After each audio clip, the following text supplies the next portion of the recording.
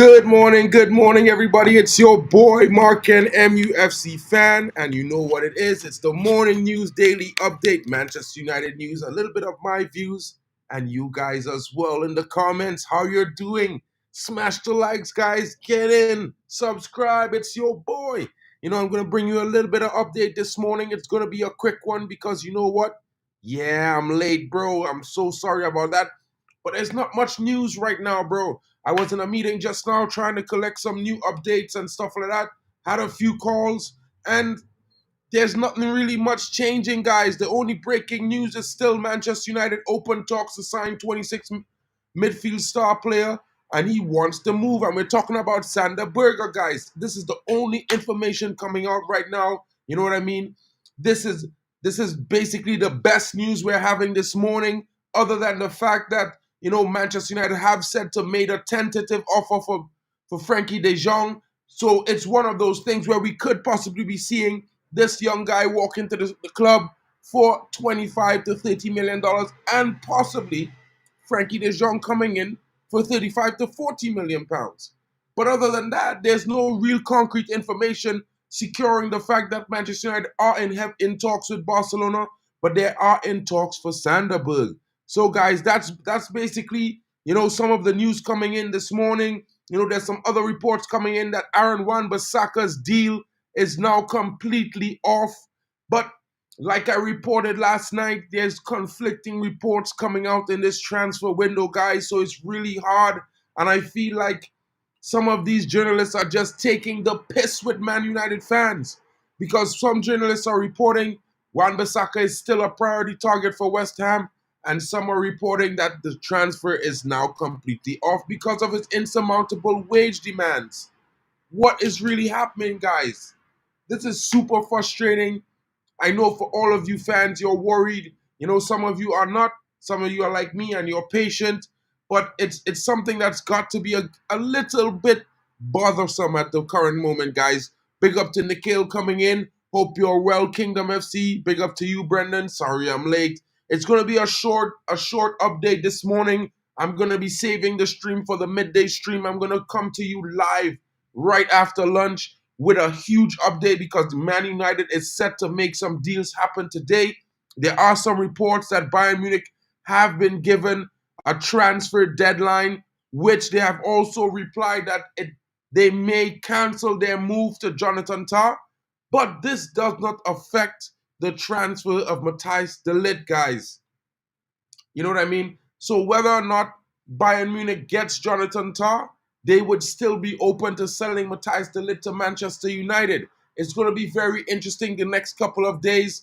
As you know, the Community Shield is tomorrow, and the following week on Friday, we open our campaign against Fulham. It's going to be very, very interesting to see how this goes, guys. See how we perform, see what's happening, because it's not looking 100% positive, bruv. Hope you guys are well. Big up to you guys coming in. Yeah, we are not happy with the delays right now. There's been a lot going on, and there's even some reports coming out right now that there's a high possibility that Sofyan Amrabat is prepared to snub United and accept a move to Fenerbahce under Jose Mourinho. Could this be one of the situations transpiring at the end of the window? Let's get into the story really quickly, guys. Among Manchester United's summer midfield shortlist is one familiar face, who they are seemingly keeping as an alternative to fall back on. It's been widely speculated ever since he made a temporary move last summer that Sofyan Amrabat would jump at the chance to sign for United permanently, which remained an option throughout the majority of last season due to the buy clause inserted into his deal.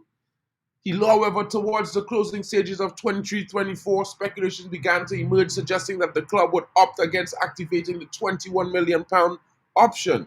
He has since returned to Fiorentina for pre-season but remains a candidate if Ineos fail to adequately bolster Erik ten Hag's midfield depth.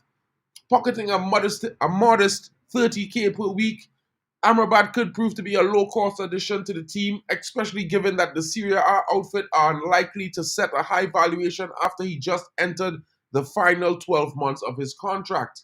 You know what I mean? Amrabat grows tired of waiting for United's call. Yet, despite the Moroccan engine deeming Old Trafford as his dream move on deadline day last year, he won't be waiting on their call this summer the same way he did in 2023. HITC, relayed by Give Me Sport, claims the players attracted to the prospect of joining Fenerbahce after they established their interest in recent weeks.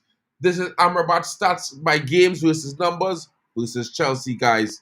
He's definitely decent. Let's see how it goes. I think Manchester United, may not be going back in for Amrabat this summer, guys. With the advent of us purchasing two midfielders and the rise of young Toby Collier, I think Amrabat might be, you know, deemed surplus to requirements. You'll be on your way up to Norfolk then. Big up to you, G Wolf. Hope you're well, bro. Smash those likes, guys, and subscribe. I know this morning has not been the morning of news that you've been expecting, but it's still, a news update, guys. And, I'm your boy is here consistently, bringing you that info. So don't worry about it, right? There's going to be a big update in the midday that's going to, definitely determine what is happening for the rest of the next couple of days for Manchester United. We're in talks with Bayern Munich still for Matthijs de Ligt, hoping we can secure his contract before the opening of next week. Let's see how that goes. There's also some reports coming in that we're negotiating for Frenkie de Jong, and while I'm not going to dive too deep into the Frenkie de Jong deal, yeah, it said that Manchester United made a tentative offer. They phoned Barcelona, made contact to inquire about the player's availability. They're willing to spend somewhere in the region of 35 to 40 million pounds. Will you be accepting a deal for Frenkie de Jong this summer, guys? I think it's a bit up in the air for me. It's one that, in a way, I would do the deal because he does improve us, but at the same time, he did reject us, so it's a little bit iffy. You know what I'm saying, guys? There's some reports coming in that Luke Shaw could be possibly injured and is doubtful among the list of candidates that are also doubtful in the game tomorrow. What is going on with our left back situation? Are we going to have to start Harry Amas? Well, it might not be so bad, guys. Harry Amas has been performing very decent in the last few weeks. I think he deserves a chance. I don't know about you guys, but I'd rather save the money, start that youngster, give him a chance, let him perform. You know what I mean? And let him get the experience on the job. When Malacia is fit, he could come in and deputize. When Shaw is fit, there can be rotation. But give the lad a chance. What are you guys thinking? I'm thinking with all the problems we're facing in this transfer window, some of these youngsters with their talent after winning the treble last season at youth level should be given some minutes to see if they can cope. I know we had Kobe Mainoo last year, and a lot of people did not expect him to be as good as he was going to be, and no one could have predicted, to be honest. As much as some of us would say he is the truth, he still had to do the job week in, week out, which he eventually did. Let's see how it goes for the other youngsters. And it's been a Man United tradition for years, guys, that we promote the youth. Why is Amrabat still on Man United website? Loan deal finished a while ago. Yeah, that's the interesting bits, my brother. Maybe there's a secret arrangement between Amrabat and Manchester United. So maybe that's why he's sitting, chilling in Fiorentina, training in his Man United, sweatshorts. It's one of those things, guys. You know what I mean? I can't explain that. There has been no reports to confirm that either way. One of the guys that I talked to that I get some information who does work with Sky Germany, he hasn't been able to confirm anything else other than what the reports are confirming so far. So I'm not too knowledgeable on that. Scott McTominay, the deal with Scott McTominay is the fact that Fulham, they have not came back in to negotiate for the player since we rejected the $20 million bid. They are still considering the approach. I know that Scott McTominay is a serious candidate for Fulham, but will he go? These three players that are supposed to be leaving the club, Scott McTominay, Aaron Wan-Bissaka, as well as, the Iceman, Victor Lindelof, they all want to be paid off for their last year of contract in order for them to make the move to the new clubs that are offering them deals that aren't as lucrative as the one they have with Manchester United. So it's going to be very interesting, guys, to see how this progresses. Of course, it's a shitty situation, especially with the fact that United are being held to ransom by some of these players. I mean, other clubs get their players to move. Manchester United players rather stay and collect their checks sometimes. It's one of those things where this ethos needs to change, guys. We cannot continue to work like this. But again, it's not the fault of Ineos. In my honest and humble opinion, we cannot blame Ineos for this situation. It has been the dealings over the last 10 years and Edward Wood, John Murtaugh, as well as Richard Arnold that created this madness for Manchester United fans to have to suffer through for the next 2 or 3 seasons in order to get these dead Wood players out of the club. Why would you ask me now when you ignored me last night? What? I didn't ignore you, bro. When did I ignore you? Big up to you, Brendan. I don't know, bro. I don't think I ignored you last night, my bro. Brendan. Oh, you're talking to, are you talking to me or are you talking to Rich, bro? Okasun Sheriffs, I'm surprised we haven't signed any midfielder yet. Well, yeah, it's been surprising knowing the fact that Ugarte is set to be has a loan option, whether it's obligation or option to buy available, and PSG are open to that. It's very interesting to see why we haven't signed him yet, because we could have gotten him on a loan. I mean, it might have cost us somewhere in the region of 5 to 10 million euros, but we are in a situation of need, guys. We need Ugarte. You know what I'm saying? Remember to hit the like button, guys, and subscribe if you're new. Big up to you, Shay Arsenal fan. Yo, Shay, don't forget next week, Wednesday, bragging rights. It's going to be here, 11 p.m. UK. Get in. You know what I'm saying? Celtic wants Hannibal now. Yes, Celtic has been interested and been in talks for the last couple of days to secure the signature of Hannibal Mejbri. You know, we were all thinking it might have been a loan with an obligation to buy to Rangers, but the competition in Scotland ramped up, and the Celtic club came in and they said they're gonna buy him one time. It's gonna be interesting to see if that deal is completed in the next 24 hours, because that could be the domino that helps us get 1 or 2 players into the club in the next coming days. What is really going on? Lots of the transfers are delayed, my brother. We need to get some players out in order to bring some players in, and we need to get some money into the club. I think FFP is certainly affecting Manchester United. Either this or that is just the ploy or the way they set up the transfer window to work out. In my honest opinion, Ineos are doing a good job.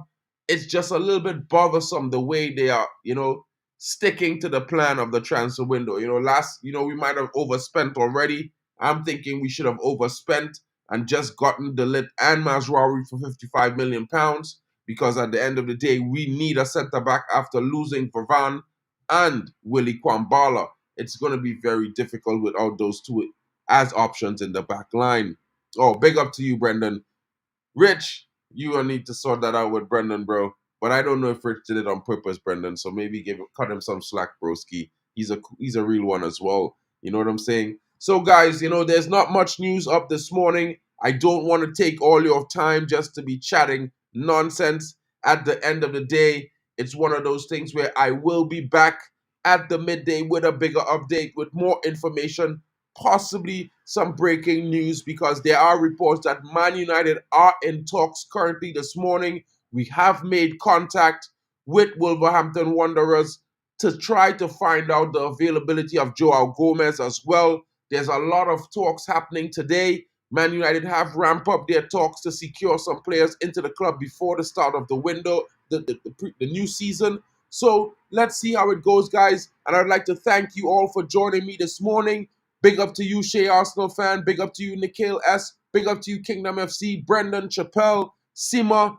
Big up to you, G Wolf Gaming. Big up to you, Rich United TV. Okasun Sheriff. Unmele Mond. Big up to all of you guys coming in this morning. And big up to you, Jarwick. The Tunisian Bob Marley. Hopefully he gets the signing. See you later, my guys. I will catch you guys a bit after lunch when there's some breaking news to be had. Your boy, this is the information I could bring to you this morning. I'm not going to make anything up just to sell you any dreams. I hope you guys have a great Friday. Be safe out there. Have a nice day for all of you with better weather than there is in Germany right now, because it's looking like it's going to be rain. Hopefully the rain brings some blessing, guys, and make some signings for Manchester United. That's what I'm thinking. Big up to you, Joe Blackman. Hope you're well, my brother. Was a great stream that you did last night. Oh, bro, you got KG in the background. Lucky, man. Hopefully, I'm going to get him on a stream maybe next week. That'll be some fun. Yeah, bro, it's a short update because there's no really breaking news. I'm going to give you a run through and a summary of the show right now, so don't worry about that, my brother. You know, Aaron Wan-Bissaka's deal is said to be completely off with West Ham, and there are some conflicting reports coming in that he is still a priority for West Ham. So what do you believe, Joe? You know what I'm saying, my brother? You know, there's some reports coming in that 30K a week star Amrabat is set to reject Manchester United and join Jose Mourinho at Fenerbahce. You know, there's also reports coming in this morning that Victor Lindelof is asking for a payout in order to make his move. He has received an offer from Fenerbahce, but he wants his salaries paid off. There's another report coming in. Oh, bro. De Ligt hit a car and drove off. That's what you're saying, bro. I don't know about that one. There's some reports coming in that Manchester United are still confident in signing De Ligt. It does not matter if Bayern Munich does not sign Jonathan Tah or not. De Ligt is still an option for United to purchase, whether or not that sale happens. So that's some breaking news as well. You know, Manchester United are starting to talks for Sander Berge. As you know, yesterday he had a verbal agreement to personal terms, so it should not be a problem. Manchester United are in talks with Burnley to secure his signature. There's also reports coming in that Man United are tentatively, yes, my brother, I live in Germany, big up to you, you know what I mean? Yeah, there's some reports coming in that, you know, Man United have tentatively made a bid in the region of 35 to 40 million pounds for Frenkie de Jong. Let's see if that progresses. There's going to be interesting talks coming in there. United are still confident of securing Mazaroui. They want him over Denzel Dumfries, who is interested in the move to Manchester United, but it seems that the priority is Mazaroui for right back. You know, there's also some reports breaking this morning talking about some players that Manchester United might be in talks with, like Joao Gomez. We have expressed to Wolves, you know, our willingness to find out and inquire about the players' services and how we can afford it. Scott McTominay is at a crossroads currently right now. He's demanding a payout of his salary in order to accept the deal to Fulham. As you know, he had agreed personal terms verbally, but it has not been confirmed. So, you know, maybe Manchester United is going to have to find some money to pay Wan-Bissaka, Scott McTominay, and Victor Lindelof in order for them to move contracts. We've seen the same thing from Harry Maguire last season, so it shouldn't be surprising, guys. You know, also another one in the dark. De Gea finally signs for Fiorentina, so he could be playing with Amrabat next season. It's going to be interesting to see how the transfer window takes shape. It looks like Jadon Sancho is not going to be on the move this summer. I'm actually from Trinidad and Tobago, my bro. So, you know, I'm from the same country, a few steps down the road from where Dwight York grew up. So it's one of those things. I grew up in the neighborhood of a legend, my brother. You know what I'm saying? So, yeah, big up for that. Big up to you guys coming in. I will catch you guys later. It's been a short report, but this has been the breaking news so far. Nothing much new. Let's see if Man United will change that during the course of the day. There are reports that we're in negotiations for some of our targets. Hopefully, we can still secure Ugarte as a loan, but that's waiting on a prayer, guys. Big up to all you guys joining me. Don't forget to smash a like and subscribe. It's been your boy, Mark, an MUFC fan, with the morning views and daily update. Oh.